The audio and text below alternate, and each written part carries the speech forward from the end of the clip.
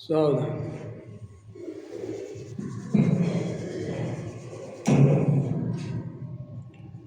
ओम नमः सिद्धेभ्यः। ओम नमः सिद्धेभ्यः। ओम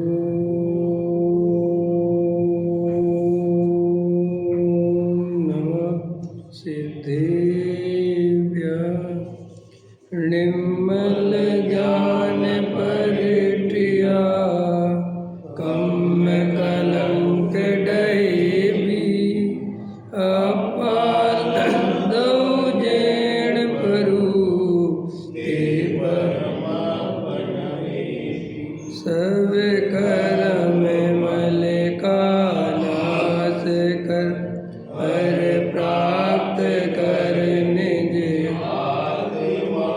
जो लीन निर्मल ध्यान में नम कर निकल परमात्मा संतप्त मानस शांत हो जिनके गुणों के गान में वेवन मान मान जिन विजरे हमारे ध्यान में। ये उपसार ग्रंथ है। गाथा अपनी 16 चल रही है। आत्मदर्शन ही मोक्ष का कारण है। निज आत्मा को जाननाई एक मुक्ति मार्ग है, कोई अन्य कारण है नहीं है। योगी जन हे योगी, एक आत्मा का दर्शन ही मोक्ष का मार्ग है। अन्य पर कुछ भी मोक्ष मार्ग नहीं है, ऐसा जान। निश्चय न से तू ऐसा ही समझ। हे धर्मात्मा, इस आत्मा का दर्शन ही एक मोक्ष मार्ग है। यह आत्मा एक समय में अनंत गुण संपन्न प्रभु है। उसे सर्वज्ञ देव के कथन के द्वारा बताई हुई रीति से पहले जान। आत्मा मन वचन और कार्य से भिन्न है। पुण्य पाप के राग से तथा गुण गुणी के भेद से भी रहित है। ऐसी आत्मा का दर्शन ही एकमात्र मोक्ष का उपाय है। आत्मा का दर्शन अर्थात जहाँ मन की पहुँच नहीं, वाणी की गति नहीं, काया की चेष्टा जहाँ काम करती नहीं, विकल्पों को जहाँ अवकाश नहीं, गुण गुणी के भेद का अवलंबन नहीं, ऐसा अभेद अखंड एक रूप चैतन्य आत्मा का दर्शन अनुभव प्रतीति करना, वही एक सम्यक दर्शन है। सम्यक दर्शन और मोक्ष मार्ग दो नहीं होते। सम्यक दर्शन को ही मोक्ष मार्ग कहते हैं। देखो क्या कहते हैं, हे धर्मात्मा, इस आत्मा का दर्शन ही एक मोक्ष मार्ग है। ठीक है।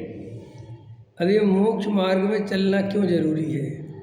तो आचार्य कहते हैं मोक्ष मार्ग माने सच्चा सुखी होने का उपाय, और संसार मार्ग माने दुखी होने का उपाय। और हम सब सुखी होना चाहते हैं, दुखी तो होना नहीं चाहते। तो आचार्य कहते हैं कि सुखी होना चाहने के लिए से सुखी नहीं हो जाएगा। अगर तू सही रास्ता नहीं चलेगा, सही मार्ग नहीं पकड़ेगा, तो मान ले कि मैं सुखी हो जाऊंगा, लेकिन बहुत दुख मिलने वाला है।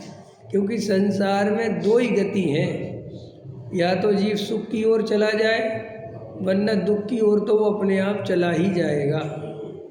और आचार्य कहते हैं तू सदा काल नहीं रहेगा इस पर्याय में। सो इस पर्याय की तेरी जो सुखी होने की चेष्टा है, जो हमारे सुखी होने के उपाय में भ्रम से सब लगते हैं कि उपाय भी तो झूठे हैं। क्यों? कुछ काल बाद जब ये पर्याय ही नहीं रहेगी, तो कौन से संयोग, कौन सा मकान, कौन से पैसे, कौन सी इज्जत, कौन सी समाज, कौन सा मंदिर, कौन सी प्रतिष्ठा, जब ये पूरी की पूरी पर्याय ही पलट जानी है। तो आचार्य कहते भाई शांति से विचार करो कि मैं आत्मा हूँ और मैं कभी नाश नहीं होगा मेरा, कभी मरण को प्राप्त नहीं होऊंगा, कभी मेरा अंत नहीं आएगा। पर्यायें तो बदलती रहेंगी लेकिन मैं तो रहूँगा। अब मैं रहूँगा तो फिर मैं सुखी कैसे होऊंगा? अगर इन पर्यायों को अपना स्वरूप मानूंगा तो ये पर्याय तो नष्ट हो जाएगी, और जब पर्याय नष्ट हो जाएगी तब मैं क्या करूँगा? जैसे अपन ने यहाँ रुपये पैसे मकान दुकान जोड़ लिए, घर गृहस्थी बना ली और थोड़ा शांति से बैठ गए, अब एकदम ठीक है, ऐसा लगता कि नहीं लगता? अब भगवान का दिया हुआ सब कुछ है, मकान भी है, पत्नी बच्चे सब बढ़िया है साहब, बच्चे भी अपनी अपनी लग गए हैं, तो बहुत बढ़िया है। आचार्य कहते कैसा मूर्ख है, लगता कि नहीं लगता है? अब आचार्य कहते अभी बस ये बोलते ही बोलते फिसलने वाला है। जैसे हाथ में रेत पकड़ी नहीं जाती, ऐसी मुट्ठी बांधो ना रेत, तो रेत रुकती नहीं, वो तो फिसलती चली जाती। लेकिन थोड़ी देर के लिए रेत को आपको ऐसा लगेगा आपने रेत को पकड़ लिया। रेत पकड़ी कभी अरविंद जी? हाथ में रेत पकड़ी होगी ना बचपन में, रेत पकड़ के देखना, ठीक है, तो ऐसा लगेगा मैंने पकड़ ली, लेकिन वो पकड़ी जाती नहीं, वो तो वो फिसल जाती है। हाँ, तो ये जीवन अपने अनुसार थोड़ा पुण्य के उदय से परिणमन होता है, तो अपने को लगता है कि हाँ हमने एकदम सही सेट कर लिया, सही हो गया, बस पंडित जी सब बढ़िया है। आचार्य कहते बस थोड़ी देर बाद ये जीवन फिसल जाएगा। और सुनो, ये जो अनुकूलता बनाने के लिए जो पाप करे हैं, जो संयोग बनाने के लिए जो रात और दिन परिणाम खोटे करे हैं, इनका फल तो अभी आना है। ये तो तुमने पूरब में जो उदय पुण्य का था उसको भोग लिया, और अब जो नया बंधा है वो तो अभी आएगा बेटा। तो इसको लगता है कि मैंने तो बड़ी व्यवस्था बना ली और बड़ा अच्छा और बड़ा बढ़िया, और आचार्य कहते बस थोड़े समय बाद ये पर्याय बदल जाएगी और नरक निगूध में चला जाएगा। ये किसी और की बात नहीं है, अपनी बात है। तो साहब हम क्या करें, कैसे बच सकते हैं नरक निगूध से? तो आचार्य कहते हैं अगर तुझे नरक निगूध से बचना है तो जैसा वस्तु का स्वरूप है उसे वैसा समझ और शांति से वैसा स्वीकार कर। ये साहब कैसा वस्तु का स्वरूप है कि देह और आत्मा दो भिन्न भिन्न द्रव्य हैं। आत्मा ज्ञानादि गुणों का धारी अमूर्तिक है, वो इन इंद्रियों से दिखाई नहीं देता, और वो तू है। और ये शरीर पुद्गल द्रव्य है, ये अनंत पुद्गल परमाणुओं का पिंड है, इसका कर्ता धर्ता इसका स्वामी वो पुद्गल है, तू नहीं है। तुझे सुखी होना है ना, तो पहले तो डिसाइड कर के तू कौन है भाई। जिसको सुखी होना है पहले वो बंदा तो लेके आओ, सुखी कैसे करना है? देह को सुखी करना है कि आत्मा को सुखी करना है? किसको सुखी करना है? अपन को आत्मा को करना है। तो आचार्य कहते पहले आत्मा को पहचानो तो कि आत्मा है कौन। भाई हमें तो ऐसा लगता है कि देह सुखी हो जाए, बोलो हमें क्या लगता है? देह सुखी हो जाए, अगर हमारे हाथ पैर मजबूत रहे, कोई बीमारी ना होए, समझ में आए, अच्छे बढ़िया चंगे रहे, तो हम सुखी हो जाएंगे। तो देखो देह को सही रखकर अपने को सुखी मानता है, इसका नाम मिथ्यात्व है।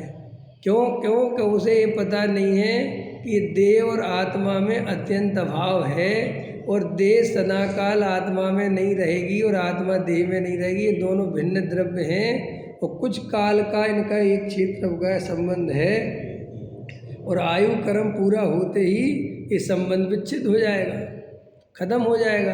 कितनी बिल्कुल बड़ी बात है ये बात समझने के लिए कि हाँ बिल्कुल ठीक है। देखो कितने गाय बैल भैंस रोज काटे जाते हैं जानवर। कल मैंने एक वीडियो देखा था परसों, एक बहुत बड़ा ट्रक जा रहा था पंजाब में, और उसमें उन्होंने ऐसी सेटिंग कर रखी थी कि बाहर से पानी की बोतलें, पीने वाली पानी की बोतल लगा रखी थी कि कोई ट्रक खोले तो ऐसा लगे पानी की बोतल ही पानी जा रहा है, और अंदर गाय भर रखी थी। समझ में आया कि नहीं आया? किसी को पता ही नहीं चले इसके अंदर गाय है। समझ में? अब वो सुनो कितनी दुखमय अवस्था है।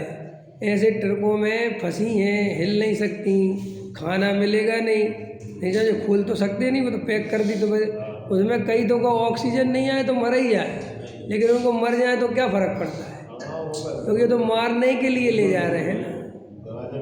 है जैसे हम लोग वास्तव में सब्जियां बनाते हैं ना, है ना, ऐसे वे लोग जिंदा गायों को, भैंसों को उसमें बिल्कुल खोलते पानी में, इतनी बड़ी बड़ी मशीनें लगा रखी हैं और बिल्कुल महा दुख कष्टों से गुजरता है। तो आचार्य कहते ये कौन है? ये हम हैं भैया।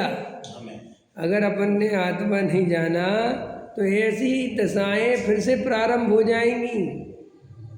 ये फिर खिसाब, ये तो बड़ा अन्याय है। अन्याय नहीं है, प्रकृति ने सबको मौका दिया कि भाई तुम अगर चाहो तो वस्तु का स्वरूप समझो, संगी पंचेंद्री हो, बात समझ सकते हो तो समझो। कि क्या समझें? कि अनादि काल से 4 गति 84 लाख योनियों में परिभ्रमण जीव करता है। क्यों करता है? अज्ञानता के कारण करता है। तो साहब अज्ञानता क्यों है? ऐसे ही स्वरूप है, इसमें किसी की चलती नहीं। देखो हम चला नहीं सकते, समझो आप। देखो हम प्रकृति से लड़ने जाएंगे तो हम मिट जाएंगे, प्रकृति का कुछ नहीं बिगड़ता। यह एक से एक तीरंदाज हुए, उनने प्रकृति को बदलने की कोशिश करी, हम मृत्यु को जीत लेंगे। खूब दवाइयाँ बनवाई, वैद्यों को बुलाया, डॉक्टरों को बुलाया, दवाई बनाओ, हमारी बुढ़ापा नहीं आना चाहिए, मरना नहीं चाहिए। खूब कोशिश करी गई, लेकिन देखो बचा नहीं पाए। समझ में आया? अब वो एलन मास्क है, वो ये कह रहा है कि मैं ऐसी दवाई बनवाने की कोशिश कर रहा हूँ कि आदमी का बुढ़ापा नहीं आएगा। समझ में आया कि नहीं? आदमी जवान बना रहेगा, या बूढ़े आदमी को हम दवाई से जवान कर लेंगे। और साथ में ये क्या कह रहा है कि आप खुश हो रहे होगे बात सुन के कि हम बूढ़े नहीं होंगे। समझा? तो उसने पता क्या कहा? लेकिन मैं ऐसी दवाई बनने नहीं दूंगा।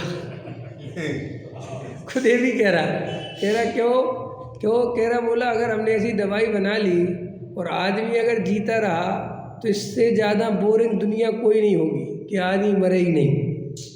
कह रहा मरना बहुत ज़रूरी है। समझ में आया कि नहीं आया?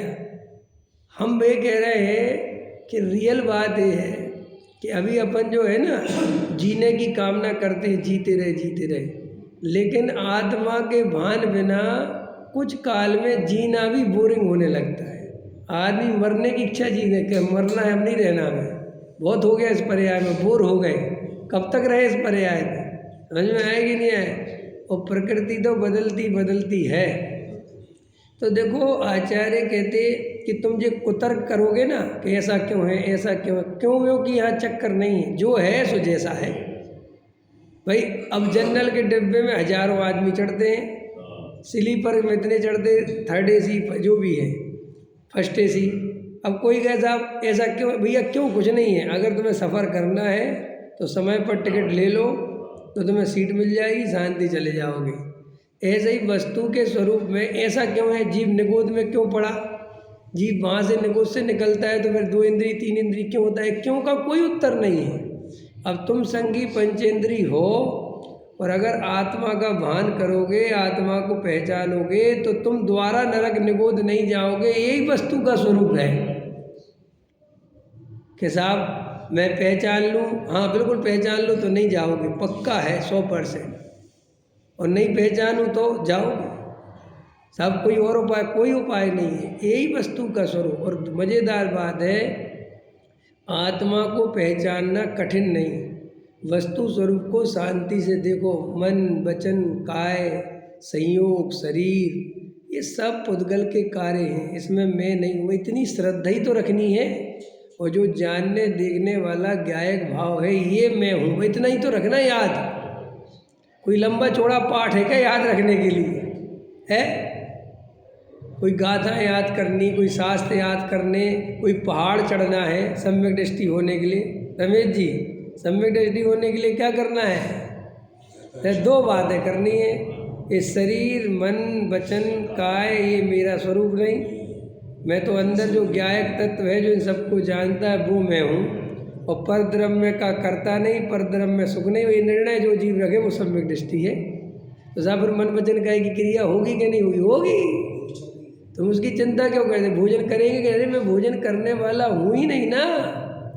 अपन के दिमाग में यही तो भरा है उल्टा उल्टा भ्रम, कि हम सोचते हैं कि हम सम्यक दृष्टि ज्ञानी धर्मात्मा तब होंगे जब हमारे जीवन में कुछ परिवर्तन आएगा। क्या परिवर्तन आएगा? हम बिल्कुल शुद्ध भोजन करने लगेंगे, एक बार ही भोजन करने लगेंगे। समझ में आया कि नहीं आया है? और अल्पारंभ अल्प परिग्रह छोड़ छाड़ देंगे। समझ में आया? बिल्कुल बस वनवासी जंगलवासी हो जाएंगे और एकदम साधु बन जाए कुल मिला के, तब जाके हम आत्मज्ञानी होंगे। अब ये जो हमने अंदर सल्ल ले रखी है, रियल में इस सल्ल के चक्कर में हम ज्ञानी होते होते बच जाते हैं। ज्ञानी हो सकते हैं हम सब, जहाँ हम बैठे हैं, जिस अवस्था में बैठे हैं, हम सब ज्ञानी हो सकते हैं, तुम भी हम भी सब। लेकिन हमने जो सल्ल ओढ़ रखी, काहे की सल्ल ओढ़ रखी? कि भाई ज्ञानी होने के लिए नियम व्रत संयम होना पड़ेगा, घर गृहस्थी छोड़नी पड़ेगी, राग देश कसाय छोड़नी पड़ेगी। समझ में? और राग देश कसाय तो छूटती दिखती नहीं, व्यापार तो छूटता दिखता, तो इसको ऐसा लगता है कि मैं अभी ज्ञानी व्यानी नहीं हो सकता। तो क्या करता है? आत्मा की बात बस सुनता रहता है। मुमुक्षु अंदर से जो गैर मुमुक्षु हैं, उन्हें तो आत्मा से कोई लेना देना नहीं, उनका तो मुक्ति मार्ग से कोई लेना देना नहीं। समझो, उन्हें तो सीधा दिमाग में सेट है, पंचम काल है। अरविंद जी, पंचम काल है, पंचम काल में मुक्ति नहीं होती। और महाराजों की सेवा करो, समझ में आया? पुण्य करो, भगवान का अभिषेक करो, बड़े बाबा का अभिषेक करो, और मौका मिले तो तिरुपति बालाजी भी चलो। समझ में आया कि नहीं आया? और घूमो घामो, और अष्टमी चतुर्दशी नियम व्रत पालना, खत्म। उनसे कहो मोक्ष मार्ग आत्मा कहते जी सब बेकार की बात है, जी अगले जन्म में करेंगे, तो उनके यहाँ तो छुट्टी हो गई। अब जो मोक्षु हैं, स्वाध्याय करने वाले हैं जो, इनके यहाँ थोड़ी मोक्ष मार्ग की चर्चा चलती है। सो मोक्ष मार्ग की चर्चा चलती है, मोक्ष मार्ग में चलता ये भी नहीं है। क्यों नहीं चलता? क्योंकि उसके दिमाग में भी एक भरा पड़ा है कि अपन आत्मा की चर्चा तो कर लेते हैं, लेकिन मोक्ष मार्ग में चलना इतना आसान नहीं है। समझ में आएगा? ये मुमुक्षु की बता रहा हूँ, अंदर की चीज़। तो अंदर क्या सोचता है कि आत्मा की बात तो सुन रहे, सब बातें हैं, लेकिन भैया क्या करें, अभी राग देश कसाय तो बहुत है, अभी व्रत नियम नहीं है, अभी संयम नहीं है, अभी खाने पीने का भाव, घूमने का भाव, मकान का भाव, पत्ते का भाव, दुकान का भाव, ये सब है साहब। इसलिए साहब हम अभी आत्मा की बात सुनते तो हैं, लेकिन अप्लाई नहीं कर पाते। तो तू अप्लाई क्यों नहीं कर पाता? पता है, इसलिए अप्लाई नहीं कर पाता कि तेरी समझ में ये भरा पड़ा है कि जब तक हम बाहर का जीवन नहीं पलटेंगे तो हम अंदर अप्लाई नहीं कर सकते। और ये उतना ही मिथ्यात्व है जितना मिथ्यात्व उसका है। हमारे अंदर सल्ल क्या है? देखो, अपन दिन भर वेद ज्ञान नहीं कर पाते क्योंकि हमें ऐसा लगता है ये परिणाम चल रहा है, काय का वेद ज्ञान, ये खाने कमाने का भाव, ये चिंताएं सतारी का। अरे लेकिन आचार्य कह रहे इन्हीं से तो वेद ज्ञान करना है। कि क्या वेद ज्ञान? कि ये तू नहीं है।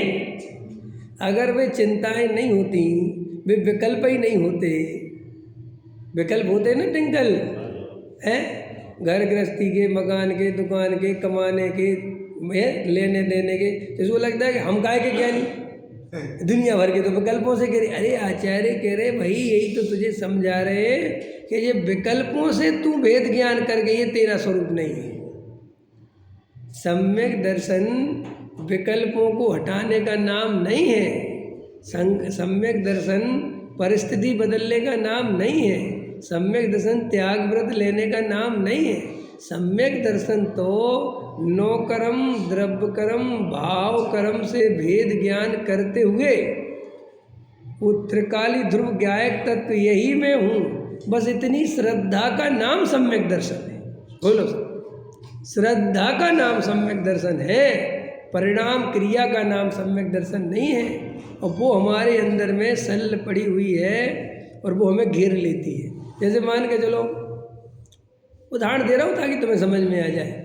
जैसे आज तुम दिन भर किसी बाहर की चिंता में लगे रहे और बिल्कुल एकदम डूबे रहे, करते रहे जो कुछ होता रहा, समझ में आया? सल्ल लगी रही, कोई सल्ल सता रही, मकान की, दुकान की, पत्नी की, बच्चे की, घर की, पड़ोस की, समाज की, कोई चीज़ आपको, व्यापार में कोई कर्जा नहीं दे रहा, कोई पैसा नहीं दे रहा, कुछ परेशान हो आप दिन भर, और आपको दिन भर आत्मा की याद नहीं आई, आप स्वाध्याय में भी नहीं आ पाए उदाहरण के लिए, तो आचार्य कहते हैं कि बस यहाँ से घबरा जाता है, डर जाता है, इसको लगता है हो गया सब बेकार।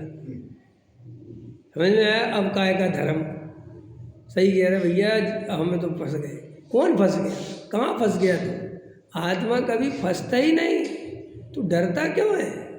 तू क्यों घबरा जाता है? इतने जल्दी क्यों हार मान लेता है कि मैं फंस गया? आत्मा फंसता नहीं। साहब बच्चों की इतनी चिंता सता रही, अरे बच्चों की चिंता करने वाला तू नहीं है, वो चिंता करने वाली एक समय की मोह राग द्वेष की पर्याय है। तू क्यों परेशान होता है? नहीं साहब, फिर हमें जब विकल्प आते रहेंगे तो पाप तो बनता रहेगा। ये सब मिथ्यात्व है, ये पर्याय दृष्टि है। ये सब क्या है? ये पर्याय दृष्टि अंदर में भरी पड़ी है।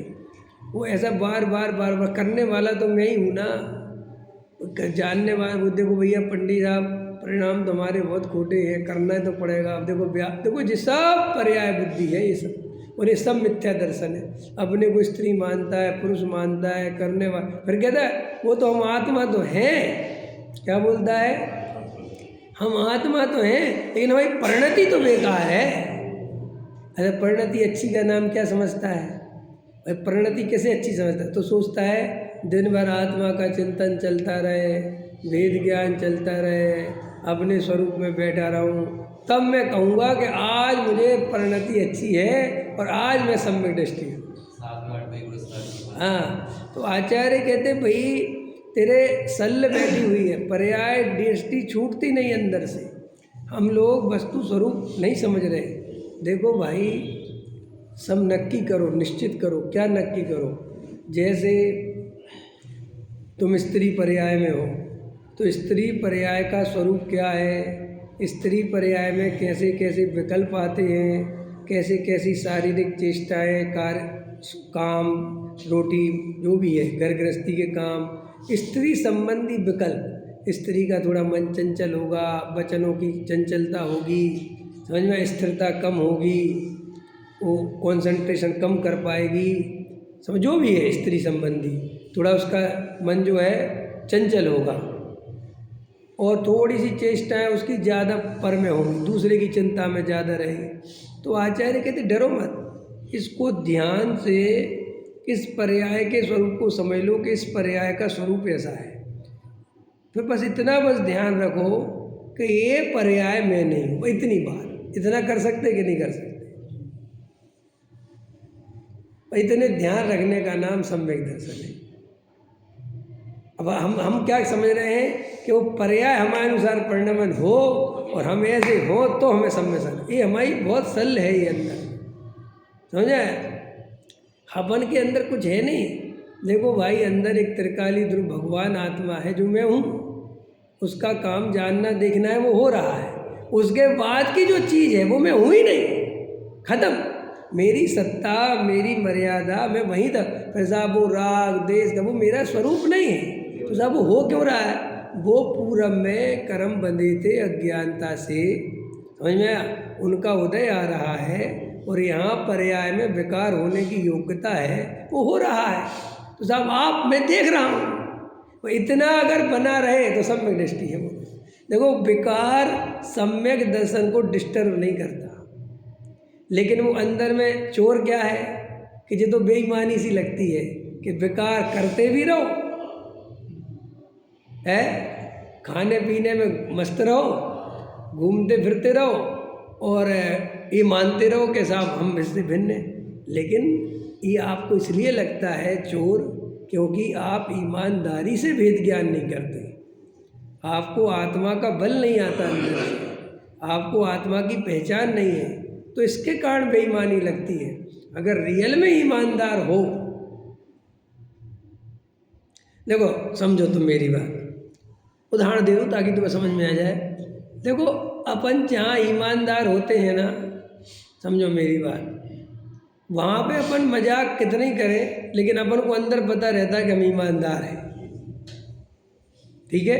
और कुछ भी बोल रहे हैं, ऐसा लग रहा है क्या बोल रहे हैं आप, तो भी अंदर अपने ईमानदारी है कि हमें कोई लेना नहीं, मजाक करे मजाक। लेकिन जहाँ अपन सीरियस होते हैं वहाँ मजाक करने से भी डरते कि किसी को पता ना चल जाए। आया समझ में कि नहीं? अब सवेरे में क्या कहना चाहता है? ये कहाँ हो सकता है, ये घटना कैसे घट सकती है? उदाहरण दो तुम्हारे लिए तो समझ में आए कि नहीं आए है? जैसे मान के चलो तुम कुंवारे हो और तुम्हें रियल में कोई लड़की पसंद है, समझ में आएगी, उससे तुम शादी करना चाहते हो, और मोहल्ला पड़ोस की बात है, बहुत नज़दीक का, मानो कुछ कह सकते नहीं किसी से, तो तुम बिल्कुल पूरी कोशिश करते हो कि स्वप्न में भी किसी को पता नहीं चलना चाहिए। समझ में आया कि नहीं आया? ना अभी आफत हो जाएगी। अब ये डर कहाँ से आया? ये डर आया तुम्हारे अंदर से, क्योंकि तुम उसमें अंदर से तुम इन्वॉल्व हो, ठीक है? और जहाँ तुम इन्वॉल्व नहीं हो तो कहो तुम उससे बोल भी सकते हो किसी से, इससे शादी कर लूँ क्या? देखो अब क्यों अभी मजाक है, और तुम कह दोगे हम मजाक, क्योंकि तुम्हारे अंदर कुछ नहीं। ऐसे आचार्य कहते हैं कि ये पर्याय के प्रति सेंसिटिव है, ये बोलता तो है कि पर्याय मेरी नहीं, लेकिन अंदर में उस पर्याय को अपना मानता ही मानता है। अब समझ में आ रही?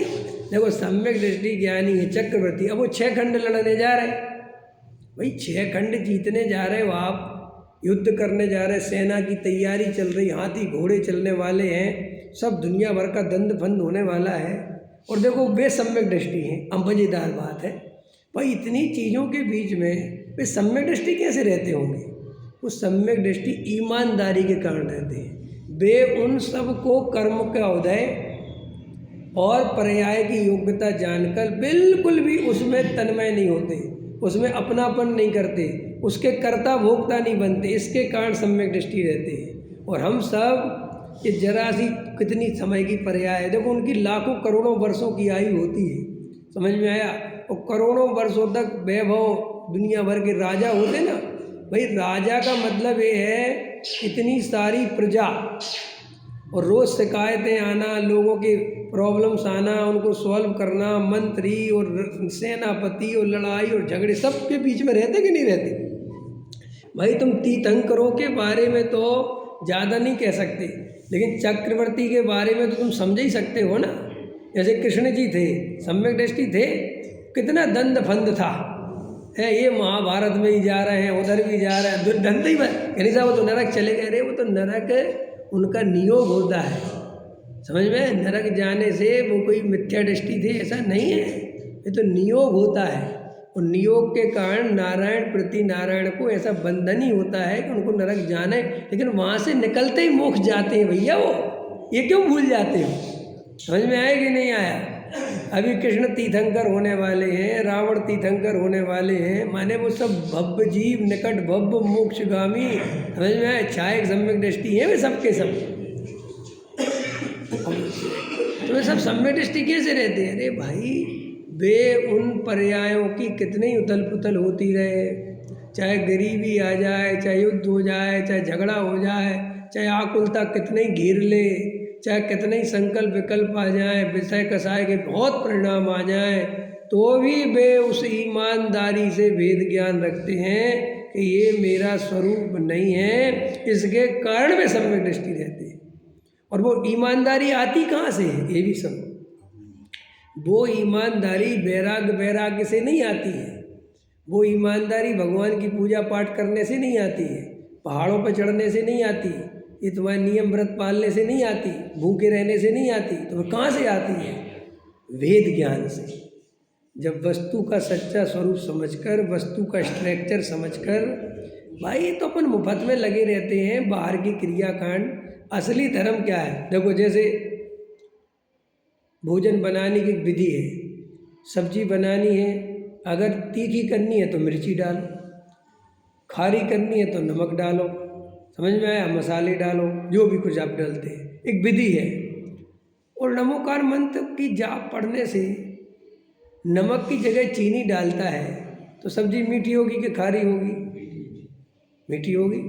पूजा करके करे तो, अभिषेक करके करे तो, अरविंद जी बोलो, भगवान का अभिषेक करा ना तो घर पे जाके चीनी की जगह नमक डाल देना चाय में, कहना भगवान आज इतनी भक्ति करी, चाय खारी नहीं मीठी करो, और डाले नमक, नहीं होता। तो देखो तुम लौकिक में बहुत होशियार हो, तुम जानते हो बेकार की बात है। नमक में खारापन है तो नमक ही खारी करेंगे, चीनी में मीठापन है तो मीठी, तो भगवान क्या करेंगे? देखो तुम जानते कि नहीं जानते, लेकिन तुम और अंदर में बेवकूफ़ी करते हो। बाहर की चीज़ों में बहुत समझदार हो गए, नहीं नहीं साहब इसमें भगवान भगवान का कोई रोल नहीं है, नमोकार मंत्र क्या कर लेगा? तो ऐसे ही नमोकार मंत्र तुम्हें मुक्ति भी नहीं दिला सकता। जब नमोकार मंत्र नमक को मीठा नहीं कर सकता, तो नमोकार मंत्र मिथ्या दृष्टि को मुक्ति कैसे दिला देगा? यानी जब हम 1 लाख में 1 लाख का 1 करोड़ फेरो माला, उसमें क्या दम है? ये तो तुम्हें हमने बताई थी ना कि जितने बाहर के क्रियाकांड ने खेल खिलौने हैं, जो तुम पकड़ के घूमते रहते, तुम सोचते हम धर्म कर रहे हैं, कोई धर्म नहीं होता। धर्म बहुत शांति से बैठकर द्रव्य गुण पर्याय 6 द्रव्य वस्तु का स्वरूप, नरक निगोद, निगोद से लेकर सिद्ध तक की यात्रा, ये सिद्ध कैसे बनते हैं, मिथ्या दर्शन क्या है, 4 गति में क्यों घूमते हैं, सब बिल्कुल पूरी व्यवस्था एक्यूरेट दिमाग में समझ लेता है और शांति से वस्तु स्वरूप का निर्णय करता है और उस निर्णय पर टिका रहता है और सब चीज़ों के स्वभाव अलग अलग हैं, उनको पहचान लेता है। शरीर का स्वभाव, राग देश का स्वभाव और आत्मा का स्वभाव। तो ये शरीर पुद्गल का पिंड, राग देश विभाव और ज्ञान आत्मा का स्वभाव, और तीनों यहाँ पर प्रकट है। ये पुद्गल, ये जानने का भाव, जो जाना कि ये ऐसा हो रहा है, ये ज्ञायक भाव, और इन दोनों के बीच में विकल्प कि इस पर कैसा चोट करूँ, ये राग भाव। ये कैसा है, समझ में आया कि नहीं आया? ये 3 अवस्थाएं हो गई ना, इसमें से मैं हूँ ज्ञायक भाव, ये पूरा स्ट्रक्चर है, उसमें क्या बात है? अब मैं ज्ञायक भाव हूँ और ये शरीर और ये मन वचन काय की क्रिया, ये मैं नहीं हूँ, ठीक है, ये मेरा स्वरूप नहीं है। अब वो दिखते बिल्कुल दूध और पानी की तरह मिले हुए हैं, नज़दीकी बहुत है, लगता है कि जैसे मेरे ही भाव हो। बस आचार्य कहते भाई यही गुत्थी सुलझानी है और कुछ नहीं है धर्म, भाई यही तो ये आपको लगता है कि ऐसा है नहीं, बस इसको जानना, इसका नाम धर्म है। समझ में आया कि भाई इतना काम करना है और कुछ नहीं है। बाकी तुमने जो नियम कायदे कानून अपने मन में या तुम्हारी समाज ने निर्मित करे हैं, ये तो सामाजिक व्यवस्था है। जैसे देखो अपन भगवान के सामने गए ऊपर, अब भगवान के सामने गए और भगवान की प्रतिमा देखी और एकदम आत्मा याद आ गया, तो अब क्या करें? भगवान की पूजा करें कि आत्मा देखें? बोलो, तो भगवान का वर्णवाद होगा कि नहीं? लेकिन होगा, तुम्हारे पंडित करा देंगे। वे कहेंगे कि तुम्हें साहब वहाँ पे भगवान के सामने ही करना था ध्यान, अरे बाद में कर लेते। जब भगवान के 3 लोग के नाथ के सामने गए तो वहाँ तो उनका उपकार का, ये सब आपकी बाहरी व्यवस्था है। रियल में वस्तु स्वरूप में कोई किसी का करता धरता नहीं। भगवान को आपकी पूजा पाठ से कोई लेना देना नहीं। और देखो ये शुभ भाव क्या है और अशुभ भाव क्या है? शुभ भाव भी पर के लक्ष्य से होता है और अशुभ भाव भी पर के लक्ष्य से। वो पर द्रव्य का उसमें कोई रोल नहीं। अब इन्हीं भगवान के सामने जाए कोई और इनको गाली बकियाए, समझ में आए कि नहीं आए? तो अशुभ भाव से बंद करके आएगा। और कोई जाके जय हो भगवान जय हो, तो परिणामों में जो नहीं हो तो भगवान का लेना ही देना कुछ नहीं है। तो आचार्य कहते तुम भैया अगर मुक्ति चाहते हो तो वस्तु स्वरूप समझो। इस स्वाध्याय करना क्रिया मत बनाओ। स्वाध्याय में जरूरी है, श्रावक के सटावश्यक बताए हुए, अरे यार ये सब व्यर्थ की बातें हैं। समझ में आया?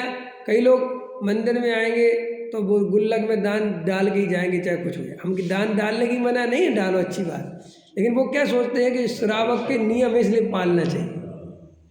समझा? ये काम करना चाहिए। भगवान की पूजा पाठ करना चाहिए। क्यों करना चाहिए? क्योंकि शास्त्रों में लिखा है। में तो तुझे अभी वस्तु स्वरूप समझ में नहीं आया कि वस्तु स्वरूप क्या है। तो देखो यहाँ पर जो बात चल रही मोक्ष मार्ग की, मोक्ष मार्ग में जाना क्यों जरूरी है? लोग सोचते हैं साहब हम मोक्ष मार्ग में तो आना चाहते हैं, लेकिन क्या करें साहब, शल्य बहुत है, काम बहुत है, ये है। अरे भाई साहब यही तो मिथ्यात्व है कि तू अपने को स्वरूप मानता है। चक्रवर्ती से ज़्यादा बिजी नहीं है अपन लोग। समझ में आया? नरकों से ज़्यादा बिजी थोड़े ही हैं। नरकों में 1 मिनट की सहायता नहीं है जीव को, और जीव सम्यक दृष्टि रहता है वहाँ। अगर वास्तव में सम्यक दर्शन पाने के लिए बहुत शांति चाहिए होती, बहुत परिस्थितियों सम्मिशन होता ही नहीं किसी को। फिर तो क्योंकि संसार में शांति बनाना तो मेढकों को तोलने के समान है दिनेश जी। हर आदमी के दिमाग में क्या भरा पड़ा रहता है, ये अपन देखना। बचपन में ये लगता है पढ़ाई वढ़ाई हो जाए कुछ बढ़िया सी, कुछ अच्छे पास नंबरों से हो जाए तो शायद ज़िंदगी में सुख मिल जाए, सुकून आ जाए, ऐसा लगता है नहीं। और अपन के नंबर आते चले जाते, पास होते चले जाते, फिर दिमाग में आता है नौकरी वोकरी लग जाए यार कुछ तो शायद बढ़िया हो जाए, ऐसे ऐसे चलती ना कल्पना। और अपन उस चक्कर में सम्मेसन नहीं लेते। तुमने सुन तो लिया 12 साल की उम्र में धर्म। जैसे ही मेरे बेटे से कहो कि बेटे हो गया तुम्हारा, ले लो समझ के, तो बाद में लेंगे, अभी काम तो करने दो कुछ। हर आदमी के दिमाग में क्या है कि वो सम्यक दर्शन कोई एक ऐसी चीज़ है कि जब हम बिल्कुल शांत होकर बैठ जाएंगे, हमारे सब काम निपट जाएंगे, फिर हम पंडित जी आपका धर्म ध्यान करेंगे। अरे भाई ऐसा स्वरूप है ही नहीं। कभी शांति से कोई बैठ ही नहीं पाया संसार में। कि क्यों? कि भैया ये बच्चे अपने छोटे छोटे होते ना, 5 साल के, 4 साल के, 2 साल के, 10 साल, तो माँ बाप को लगता बड़े हो जाएंगे तो अपने काम खुद करने लगेंगे, अपने स्कूल की पढ़ाई बढ़ाएंगी खुद हो जाएगी, और हमारी झंझट छूटेगी। भाई साहब कैसी बातें करते हैं। जिनके बड़े हो गए वे मुझे रोज़ फ़ोन करते हैं कि जो छोटे थे तब तो कोई दिक्कत नहीं थी, अब बहुत ही परेशानी। कि क्यों? कि एक तो सुनते नहीं, मनमानी करते हैं, जो पड़े रहते हैं, और इनको देख देख के हम मरे जाते हैं। कि 23 साल का हो गया, 24 साल का हो गया, इसकी शादी तो हो नहीं सकती, कर क्या रहा है, मैं क्या, मैंने देख रहा है वो सो रहा है और तू चिंता मरा जा रहा है वगैरह लोग, इनके दिमाग से है। तो आचार्य कहते ले तेरी कल्पना थी ना कि साहब बड़ा हो जाएगा, हो गया बड़ा, ले तब बैठ के रोता, अब क्या करूं। और आकुलता, मैंने आज तक किसी व्यक्ति को ये अधेड़ उम्र में आते, जो अधेड़ उम्र समझ गए, 50-55 के बाद अधेड़ से भी ज़्यादा जीव के चेहरे पे शांति नहीं होती, आकुलता होती है। क्यों? अरे उदय है रे भाई, ये तो रोज़ पलटते रहेंगे। अब एक बात बताओ, उसका जवान लड़का मर गया अभी 2-4-6 दिन पहले नोएडा में, वो नाले में गिर गया बेचारा, युवराज नाम का। अब उसका बाप वहीं खड़ा, इतनी पुलिस सिक्योर दुनिया भर के सब आ गए, मर ही गया बेचारा, बचाने नहीं जा पाया उसको। अब उस बाप ने सोचा होगा कि इस उम्र में मेरे ऐसा हो जाएगा। कितने लोग होते हैं बेचारे, बेटा बड़ा हो गया, बड़ी मुश्किल से नौकरी वोकरी लगाई, सब अच्छा किया, घर बनवाया, और बस पता चला कि बेटा मर गया। अब हाथ में क्या आ गया? 4 साल का पोता, बहू और पत्नी, उनकी जिम्मेदारी है किस, उस बूढ़े आदमी की। अब उसने सोचा था कि धर्म ध्यान करूंगा, जे कौन सा ध्यान आ गया। तो साहब हम क्या करें? वेद ज्ञान करो, ये पर्याय थोड़े काल की है, ये समय थोड़ा है, पता नहीं कब क्या हो जाए। और आज तो आकुलता कम है, आने वाले समय में अगर ये भ्रम हो तो ये काम निपटा के आकुलता कम हो जाएगी। नहीं नहीं नहीं, ये बिल्कुल भ्रम है, झूठ है।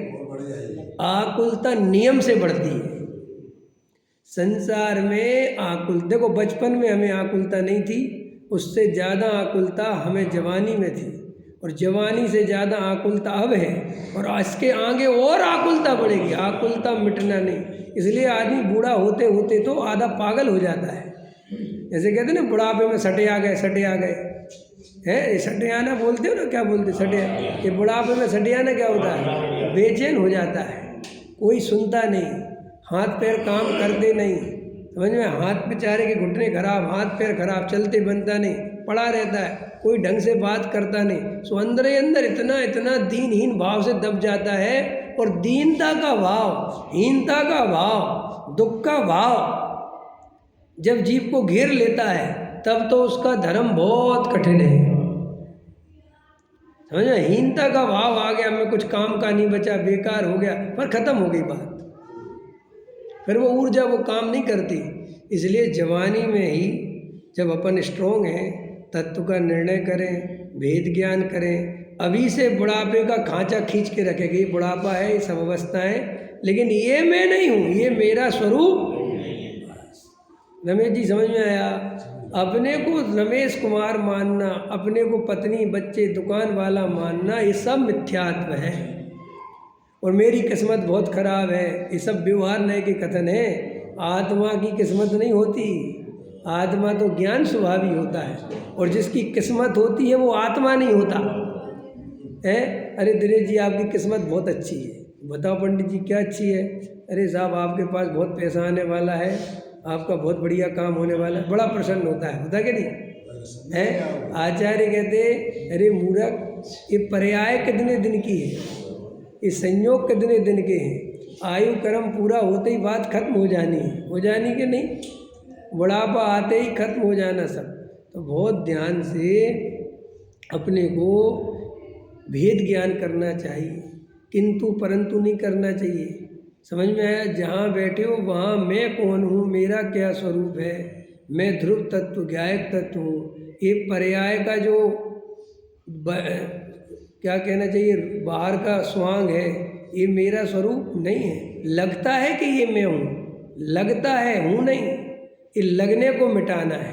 समझ में आया क्या कह रहा हूँ मैं? लगने को। जैसे किसी पुरुष ने स्त्री का स्वांग धारण किया हो और वो रंगमंच पर स्त्री की भाव भंगिमाएँ करता हो, तो भी जागृत पुरुष उसकी भाव भंगिमाएँ देखता रहता है, प्रसन्न होता रहता है, कितनी बड़ी एक्टिंग कर रहा है स्त्री की, तो भी वो अंदर से जानता है कि स्त्री नहीं है ये। ऐसे ये पर्याय में स्वांग आएंगे, बच्चों की तकलीफ, बच्चों के विकल्प, उनके बड़े होने पर उनकी शादी के विकल्प, उनकी पढ़ाई के विकल्प। समझ में आया? घर की चिंता, मकान दुकान, पत्नी बच्चे सबकी चिंता, पड़ोसी में उनकी चिंता, उनकी शादी, उनके ब्याह, उधर जाना है, इधर आना है, ये काम करना है, जो जो आप शल्य समझते हो, उन सब में बस एक चीज़ रखना, भेद ज्ञान रखना, तो किसी भी कीमत पर मिथ्या दर्शन नहीं हो सकता। दिन भर आत्मा की याद नहीं आई, 2 दिन आत्मा की याद नहीं आई, उपयोग बिल्कुल मलिन हो गया, बाहर में ही लगे रहे, तो भी अंदर में श्रद्धा रखना कि मैं स्वरूप होता ही नहीं, भले आत्मा की याद आए चाहे नहीं आए। उस उपयोग से घबराना नहीं। तो साहब फिर क्या होगा? भाई इतना याद करते ही तो आत्मा हाथ में आ जाएगा। मैं इस रूप नहीं हुआ, ये तुम्हारे अंदर जैसे ही धारा दौड़ेगी, आत्मा कहीं जाता थोड़ी है, वो तो वहीं बैठा हुआ है, वो सदाकाल ज्ञानमयी, और उसको देखने में कोई देर थोड़ी लगती है। ऐसा अपन ने 2 दिन अगर आत्मा नहीं देखा तो याद करने में 3 दिन लगेगी ना। उसी इतना बोलते हुए पावरफुल है भाई। हम देखो 6 महीने से 8 महीने से अमेरिका का हमने नाम नहीं लिया, याद ही नहीं आई अमेरिका की। उदाहरण के लिए हम भूले रहे अमेरिका, हम अपने काम में, फिर अमेरिका याद करने में 6 महीने लगेंगे ना वापस? कुछ नहीं, कोई एकदम बोलेगा अमेरिका। अच्छा, अब तो तुम 6 महीने से भूले। अरे भाई भूले कहाँ है, वो तो अंदर बसा हुआ है। अमेरिका कहाँ जा सकता है? अमेरिका में न्यूयॉर्क, वाशिंगटन और व्हाइट हाउस कहाँ जा सकता है? ये तुमने साहब 1 साल से याद ही नहीं किया। अरे नहीं किया होगा, उससे क्या फ़र्क पड़ता है? लेकिन वो हमारी श्रद्धा में बसा हुआ है। ऐसे ही हमारे त्रिकाली ध्रुव गायक भगवान आत्मा, हमने स्वाध्याय में एकांत में तत्व विचार करके मजबूती से निर्णय कर लिया है कि हम आत्मा हैं, और हमें अब कोई शंका वंका नहीं होती है। चाहे हम पूजा में जाएं नहीं जा पाएँ, भक्ति में जाएं नहीं जाएं, जो कुछ भी है बाहर का जीवन, उसमें हम बिल्कुल सहज रहते हैं, उसके कर्ता भोक्ता नहीं बनते, और हमें कोई विकल्प नहीं आता ऐसा क्यों हो रहा है, ऐसा क्यों नहीं हो रहा। हम उसके कर्ता नहीं है। देखो भाई, एक होता है त्रिकाली उपादान, एक होता है क्षणिक उपादान, और एक होता है निमित्त। ठीक है, कितनी चीज़ें होती हैं रमेश जी?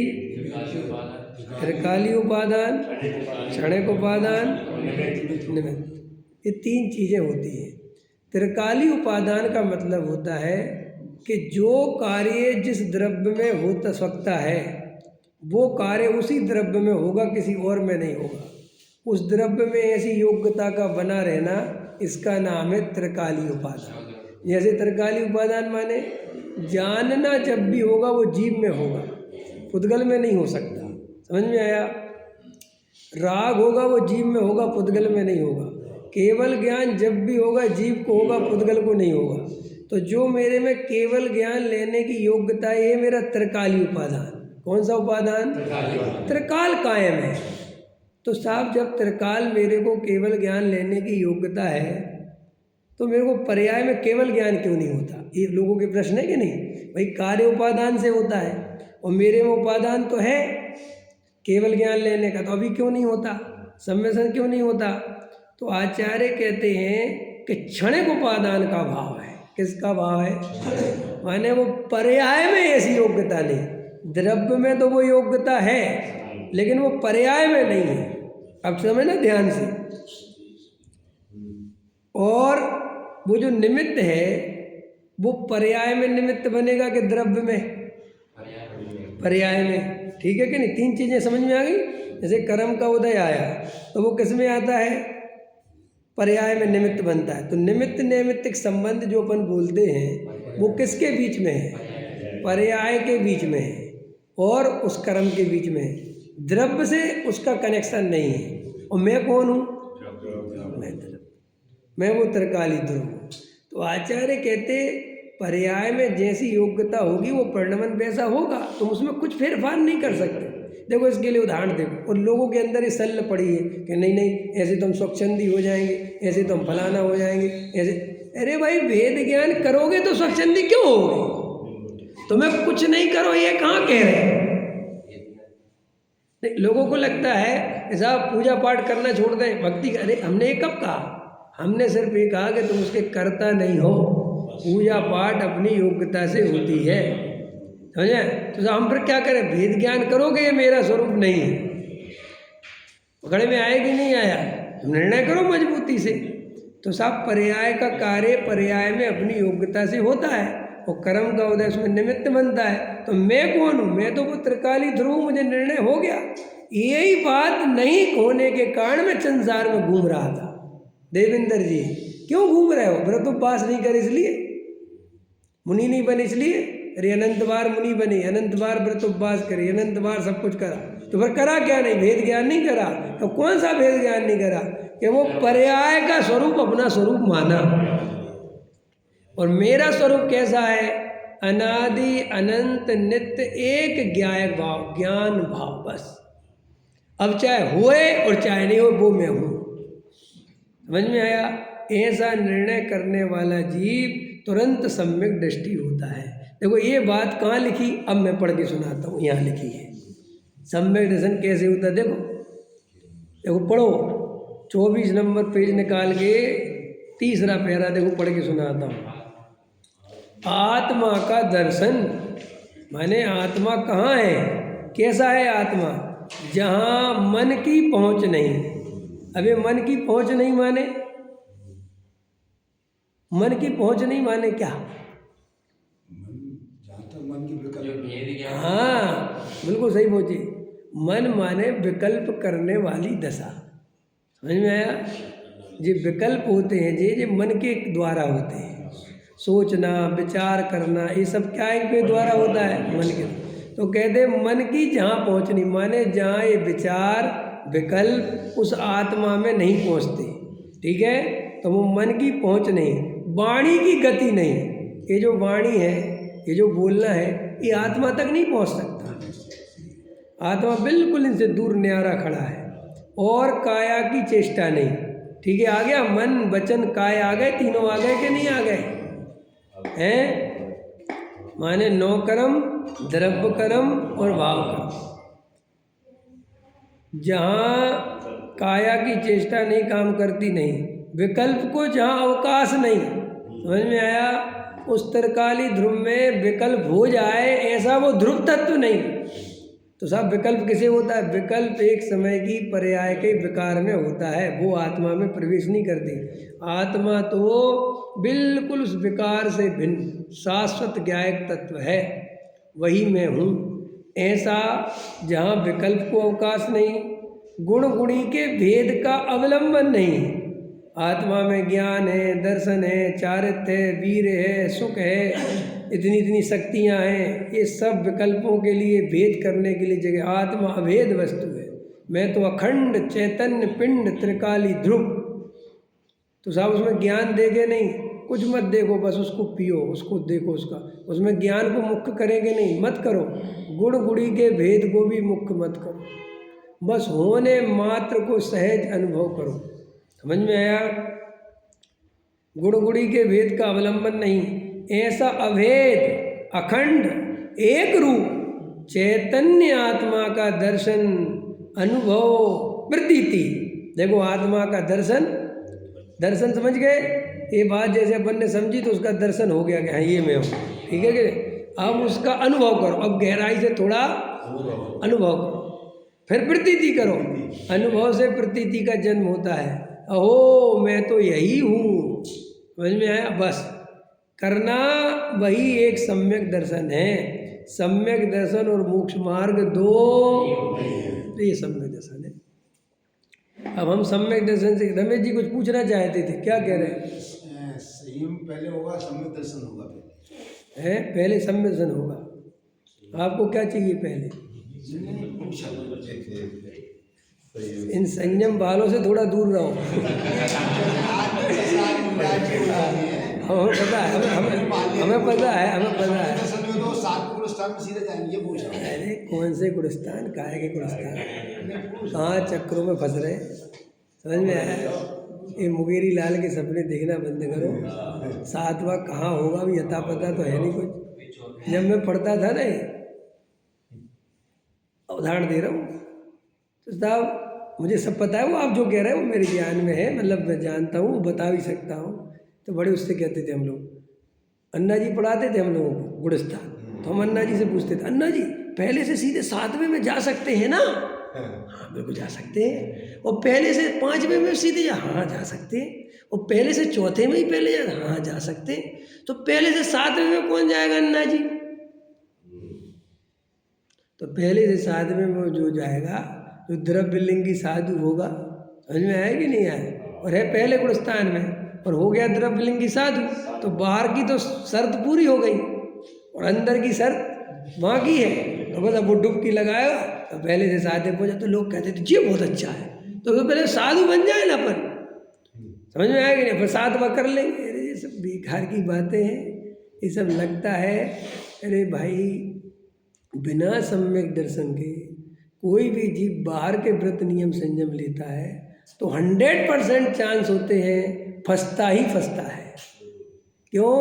क्योंकि उसमें धर्म बुद्धि उपाधि बुद्धि हो ही जाती। क्यों है? मिथ्या दृष्टि है ना भाई। बीमारी तो पहले ही से लेके बैठा है वो, नहीं समझ में आया? जैसे वो होता है ना, क्या होता है, कैंसर होता है ना, कैंसर।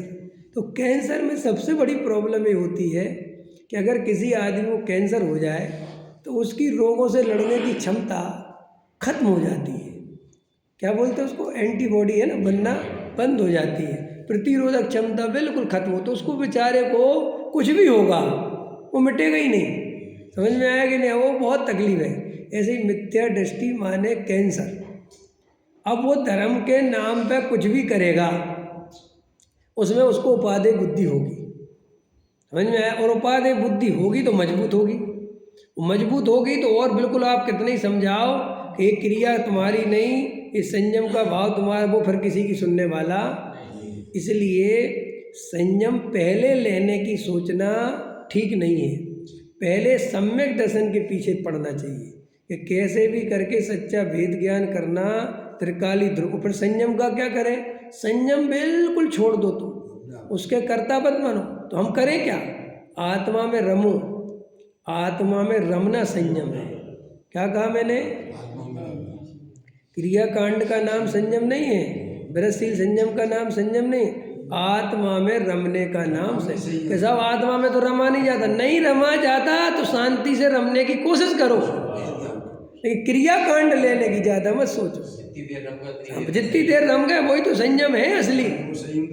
हाँ, तो साहब पर निर्वृत्ति प्रवृत्ति वो जब आने योग होगी आएगी, हम उसके कर्ता बनना भी नहीं, और असली निर्वृत्ति इतनी आसानी से आती भी नहीं। अगर क्रिया कांड लेने से वास्तव में संयम आता, बाहर के व्रत उपवास करने से संयम आता, तो तीर्थंकर इतने दिन संसार में रोगों भोगों में रहते क्यों? समझ में? वे व्रत उपवास क्यों नहीं कर लेते? वे तो नियम लेके चले आए, उन्हें कौन रोकने वाला है? अरे हम लोग तो जरा से अष्टमी को हरी छोड़ते हैं तो विटामिन की कमी हो जाए तो चक्कर आने लगता है, धूप में जरा से खड़े हो जाए तो गिर पड़े हैं। समझ में आया कि नहीं आया? और हम जैसे ऐसी हालत वाले ये व्रतशील संयम करने की सोचते हैं, और वे तीर्थंकर वगैरह इतने बलशाली होते हैं, इतने ताकतवर होते हैं कि अगर वे महीनों के सालों रोटी नहीं खाएं तो भी शरीर का कुछ ना हो, तो भी वे जो है इस तरीके का काम नहीं करते। समझ में आया? तो संयम पहले नहीं, सम्यक दर्शन पहले।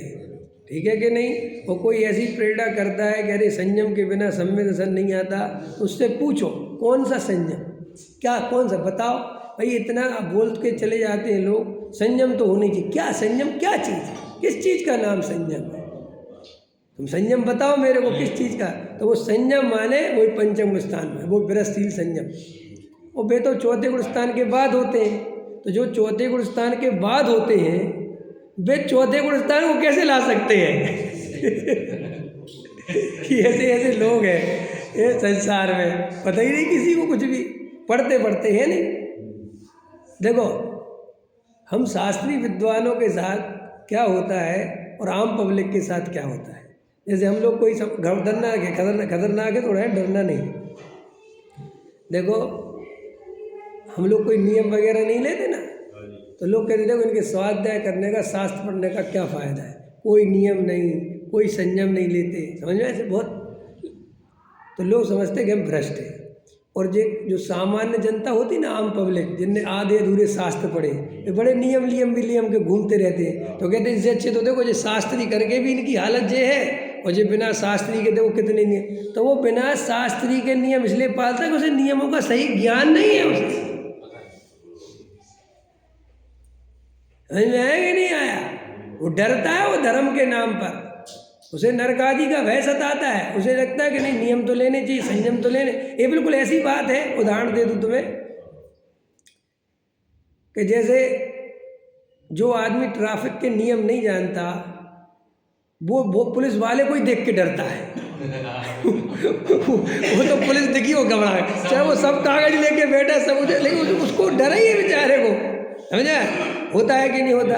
जैसे मैं दिल्ली आया था तो मुझे वास्तव में पुलिस तो हमने कभी देखी नहीं ना, हमें कुछ ज़्यादा पता पुलिस है। तो हम तो बस गाड़ी चलावे और कहीं भी सफ़ेद आदमी दिखे पुलिस वाले खाकी तो हम तो एकदम गाड़ी मोड़ ले। तो एक बार की बात है, हमारे साथ फ्रेंड्स कॉलोनी की बात है, कोई मित्र बैठे थे पीछे, स्कूटर चला रहा था मैं, तो मैंने एकदम पुलिस देखी और गाड़ी मोड़ी। तो उन्होंने कहा क्यों मोड़ ली, क्या हुआ? अरे मैंने कहा पुलिस खड़ी। तो बोले खा जाएगा, पुलिस से क्यों डरते हो? मैंने कहा नहीं यार वो गाली वाड़ी पकड़ लेंगे। तो बोले तुम्हारे पास पॉल्यूशन है? है। उस समय मैंने स्कूटी नई ली थी। और बोले वो है, क्या होता है वो, इंश्योरेंस आरसी में सब है। तो बोले किस बात का डरते हो? अच्छा फिर नहीं डरना चाहिए। बोले क्या का डर, चलो। और गए वास्तव में, समझ गए? और पुलिस वाले ने रोका, उसने सब देखे, कहा जा, अरे ये तो ऐसा होता है। अब समझ गए कि नहीं समझ गए? ऐसे ही अपन क्या है, शास्त्रों को पढ़ते तो है नहीं, अज्ञानियों की तरह, मूर्खों की तरह डरते रहते हैं नरक से, इससे उससे, कि पाप लगेगा, ये लगेगा, वो लगेगा। और अपन क्या है, वो डर के कारण कोई भी उल्टे सीधे व्रत नियम पालते रहते हैं। अता पता कुछ भी नहीं कि साहब ये कहाँ पलता है, इसका मतलब क्या है, वह पालना है। तो इसलिए अज्ञानी आपको हमेशा ज़्यादा पूजा पाठ, ज़्यादा व्रतशील संयम करता दिखेगा, ज्ञानी नहीं दिखेगा। और लोग क्या करते हैं, यही गलती कर बैठते हैं कि वो उस अज्ञानी को अपना गुरु बना लेते हैं। कल वो क्लिप डाली थी विवेक ने, बहुत अच्छी थी, गुरु की आई थी ना अंतर्दृष्टि पे, किसने डाली, सुनील जी ने डाली होगी, बनाई तो विवेक जी ने थी। कि क्या कि डॉक्टर साहब कहते कि आत्मज्ञान हो जाए तो धन्यवाद किसको देना। बहुत अच्छा था, 2 मिनट का था ना, कि भाई तुम्हें आत्मज्ञान हुआ तो हुआ तो अपनी योग्यता से, तो धन्यवाद खुद को ही देना या किसी दूसरे को देना? तो बोले धन्यवाद गुरु को देना। कि साहब गुरु ने तो कुछ नहीं किया, गुरु तो निमित्त है, उपादान तो हमें ही है। उसे बहुत अच्छा बताया था, कह रहे भाई इस गुरु का बहुत उपकार है। कि क्या उपकार है? कि तुझे हजारों गुरुओं से बचा लिया। अगर तुझे ये सदगुरु नहीं मिला होता, ये सही बात बताने वाला नहीं मिला होता, तो और तू गलत गुरुओं के चक्कर में होता तो लुट जाता। समझ में? इसलिए गुरु की बहुत कीमत है। सच्चा गुरु मिल जाए, ईमानदार गुरु मिल जाए, सच्ची बात बताने वाला, बिना लालची, बिना भय दिखाने वाला, तुमसे बिना किसी अपेक्षा के सच्ची बात बता दे और तुमसे कोई अपेक्षा ना रखे कि रमेश जी मुझे कुछ दे दें। समझ में आया? बिल्कुल बता दी और हम तुम्हें जानते ही नहीं, तुम जाओ अपने घर। ऐसा गुरु खोजना बहुत मुश्किल है, बहुत मुश्किल से मिलता है। लेकिन वो हमने गुरु के नाम पर बड़े बड़े बाल वाले, दाढ़ी वाले, समझ में आया कि नहीं आया, भेषधारी, कोई नग्न दिगंबर, ऐसा खोज रखा ना गुरु माने ये। अब अपने जैसा आदमी, अब मैं तुम्हारे जैसा आदमी, तुम्हारे जैसा हूँ, तो तुम्हें लगता है ये कैसे गुरु हो सकता है हमारा? ये दिक्कत है अपने साथ, मुमुक्षुओं के साथ बेसिक प्रॉब्लम है, क्योंकि ये पंडित को गुरु मानते नहीं। समझ में आया? और दूसरे गुरु इन्हें मिलते नहीं, तो गुरु की श्रद्धा के बिना, समझ में आया, उसके आदर भाव के बिना उस गुरु से तुम कुछ नहीं सीख सकते। आदमी पंडितों से सम्मेलन नहीं ले सकता अगर उसको पंडित के प्रति श्रद्धा नहीं है। तो अगर वो पंडित को इस बात से सुनता है ये तो 6 उपसम ज्ञान वाले हैं, ठीक है, सुन लेना चाहिए, लोगों ने शास्त्र पढ़े हैं तो अपन पढ़ लो, बाकी ठीक है, तो इस भाव से सुनने वाले से तुम्हें कभी वो भाव आएगा ही नहीं जो आना चाहे। इसलिए वो जो विनय लिखा ना, विनयम ददाति विद्या, वो विनय का अर्थ क्या है कि वो जिस गुरु से सुनो उसके प्रति तुम्हारे अंदर में बहुमान बहुत जरूरी है। और इसलिए गुरु का महत्व है। पकड़ में आया रमेश जी? तो थोड़ा गहराई से विचार करना, बहुत समझना। अभी का समय हो गया। सहजा